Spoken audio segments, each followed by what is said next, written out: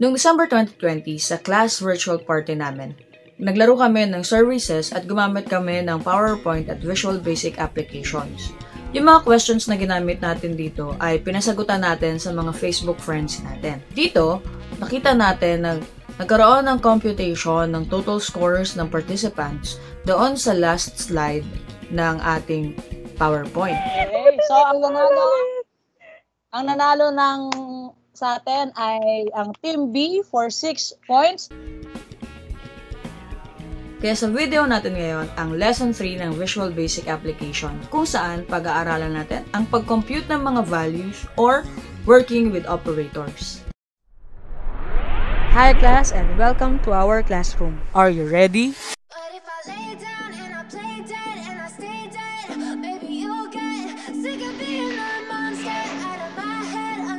And before we begin, pwede ninyong panoorin ang Lesson 1 and Lesson 2 ng ating Visual Basic Application at ilalagay ko na lang yung link sa description below. So, let's begin!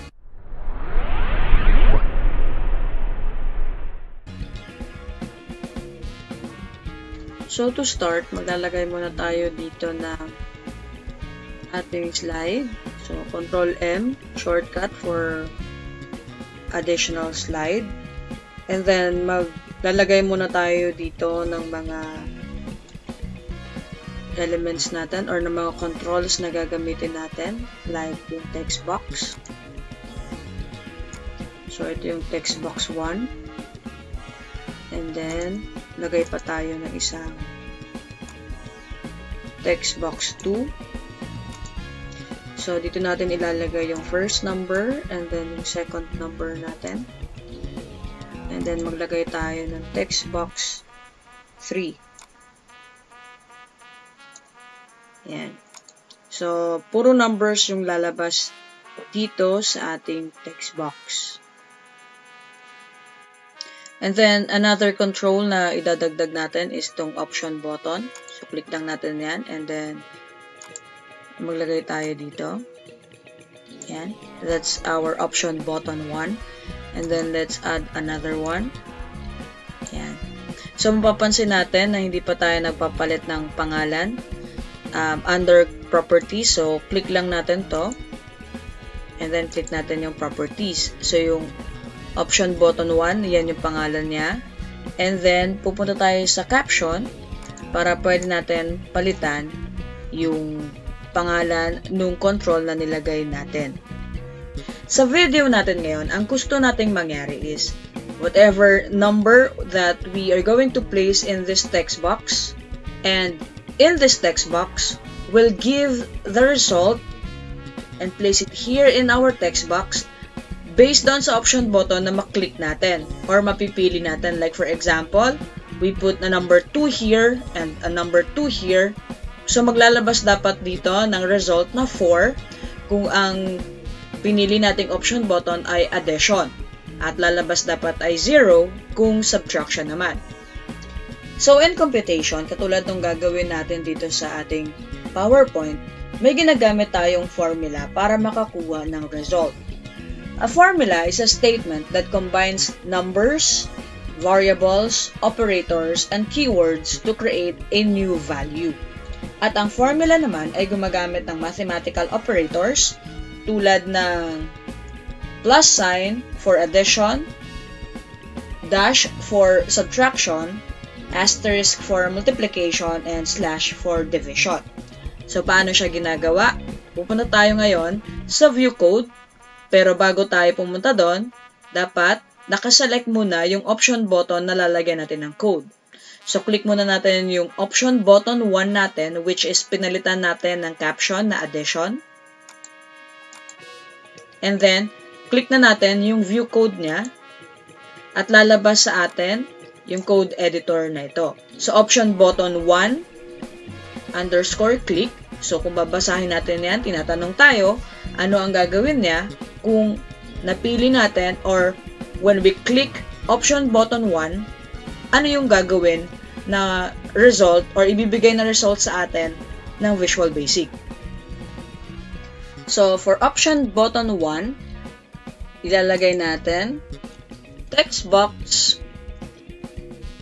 3 which is dun sa box kung saan natin gustong ilagay or i-display yung result ng mga numbers, is equals to the value of text box 1 plus, dahil addition yung nakalagay dun sa caption ng option button 1, and then value text box 2, then close parentheses.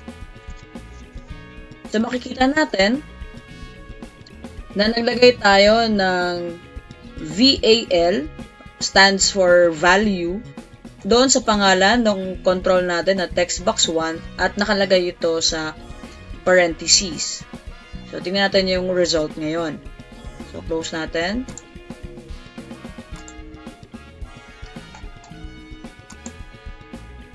So halimbawa maglalagay tayo ng number 2 and 2.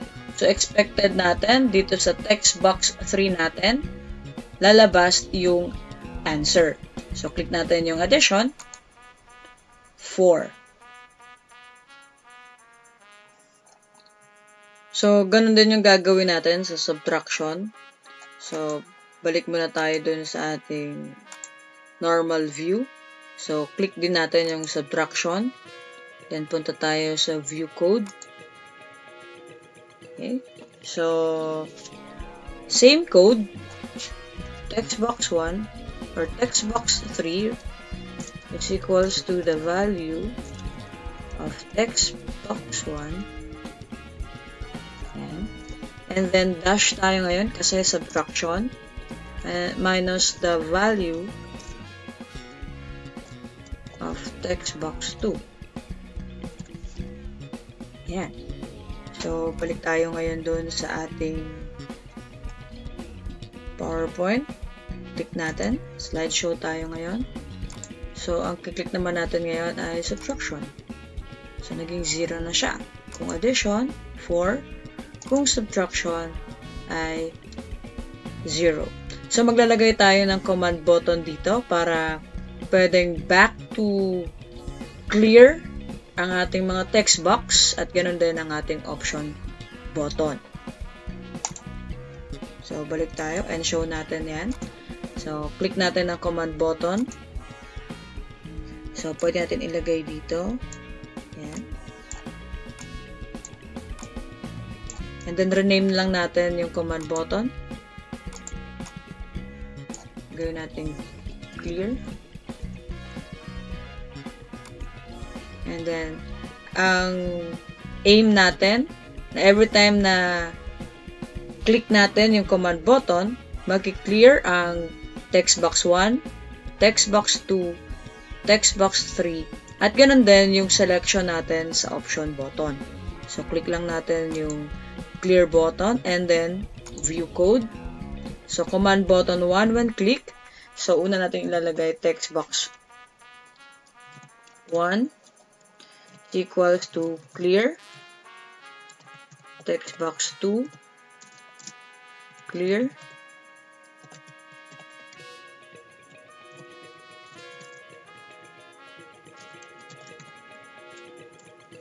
ganun din yung gagawin natin sa option button.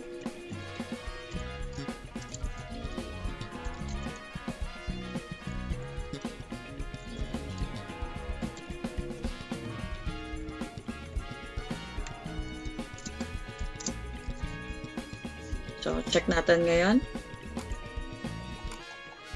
Slideshow tayo. Clear. So, nakita natin, nag-clear lahat ng nakalagay dito sa text box at yung option button natin ay naging gray yung kanyang option button dito or yung radio button niya. Ibig sabihin, na-clear na natin yung nangyaring transaction. So, kung maglalagay tayo ulit, addition, subtraction, and then clear.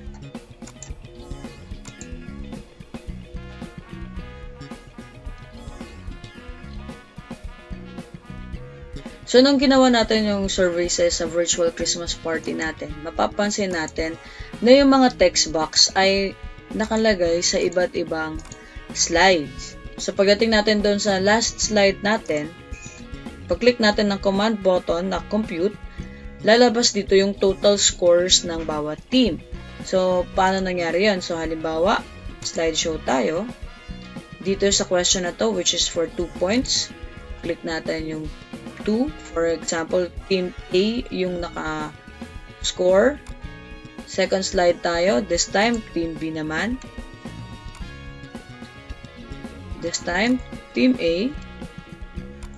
Next question, for 4 points, nakuha ng team B.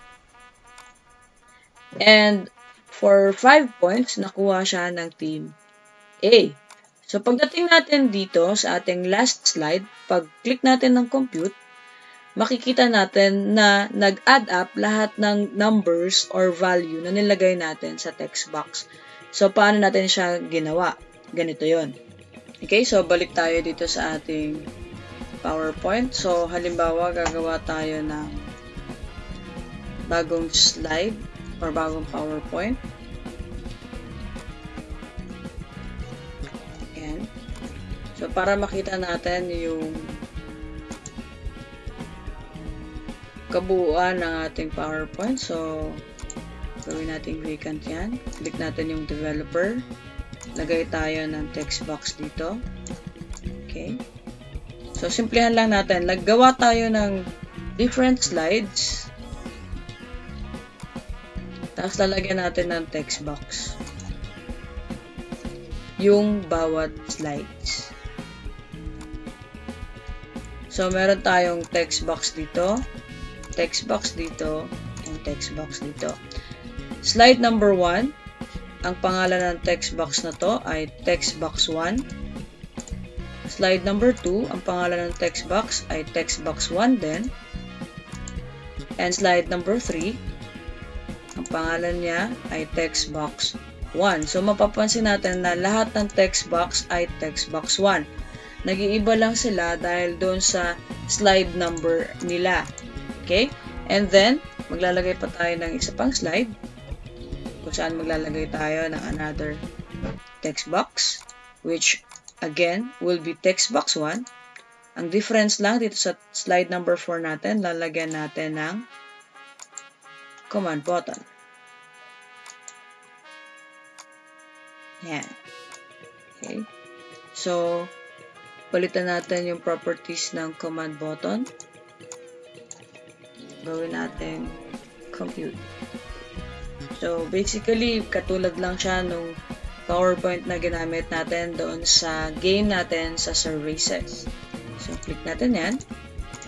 So, para makakuha tayo ng value, so kahit anong value ang mailagay natin dito, at sa mga susunod na slides, pag click natin yung compute command button,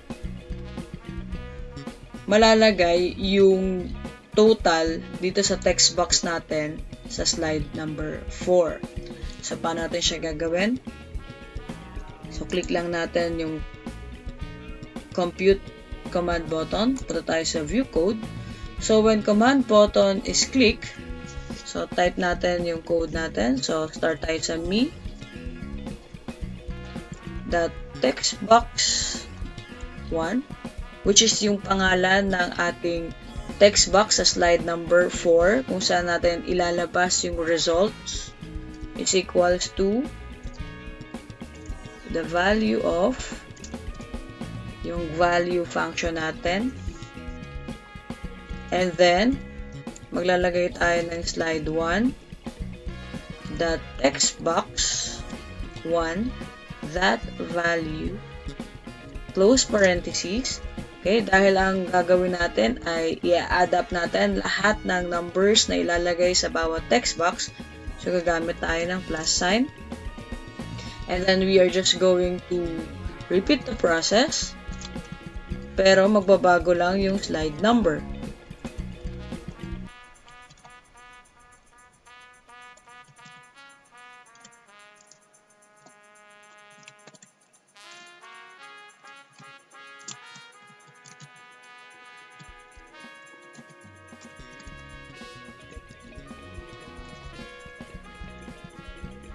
And then enter. Ayan. So, makikita natin yung value function natin, yung nasa loob ng parentheses, yung slide number, or kung yung location ng text box natin, nakalagay, and then yung text box natin, and then yung value niya. Add up dun sa mga iba pang text box na nakalagay sa iba pang slides. So, lalabas siya doon sa text box ng slide number 4. So, close natin to, and then i-test natin yung ating Visual Basic. So, punta tayo sa slide number 1, then slideshow tayo. So, maglagay tayo dito ng value na 2. Punta tayo next slide, lagay tayo ng value ng 3. Punta tayo sa next slide, lagay tayo ng value ng 4. And then, 2 plus 3 plus 4. So, dapat makakakuha tayo dito ng total na 9. So, compute natin. So, yan yung ating result. At kung nagustuhan ninyo ang video natin ngayon, i-click nyo na ang like button at mag-subscribe na rin kayo para updated kayo sa mga susunod pa nating video. Kita-kita tayo sa susunod nating klase. Thank you very much and remember, be kind to one another.